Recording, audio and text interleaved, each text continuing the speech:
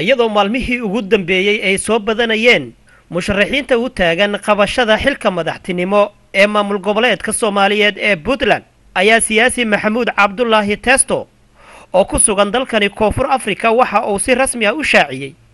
in uu yahay musharax u taagan qabashada xilka madaxtinimo ee maamulka Puntland. musharaxnahay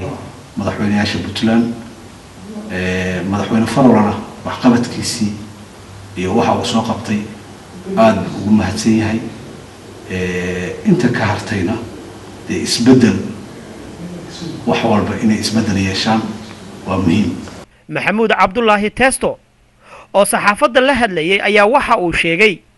in uu wax badan ka bedeli doono siyaasadda reer Puntland haddii uu ku guuleysto xilka madaxtinimo ee maamulkaasi. isbedelada ugu muhiimsan oo anigu aan Puntland haddaan ku guuleysto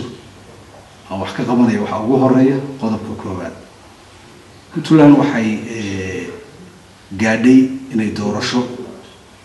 golihii deegaanka iyo meelba gaadho. run ahaantii arrintaas may dhicin conflictigii yimid iyo wixii dhibaatadii timid. siyaasigani mar uu ka hadlayay khilaafkii soo kala dhex galay dowladda federaalka Soomaaliya iyo madaxweynaha maamul goboleedka Puntland Cabdiraxmaan Sheekh Maxamed Farole ayaa waxa uu sheegay run ahaantii arrintaas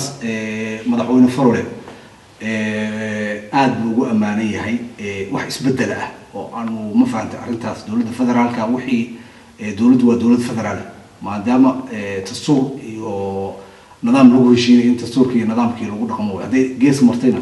anigu run ahaantii isbedelka Farole hawshu uu ka galay inaan kaga soo hormariyo ma ahane wax isbedel oo aan ka keenayo adaysan qaadan nidaamkii aan ku heshiinay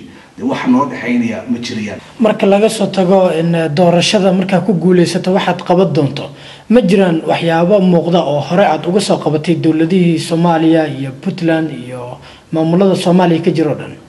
run ahaantii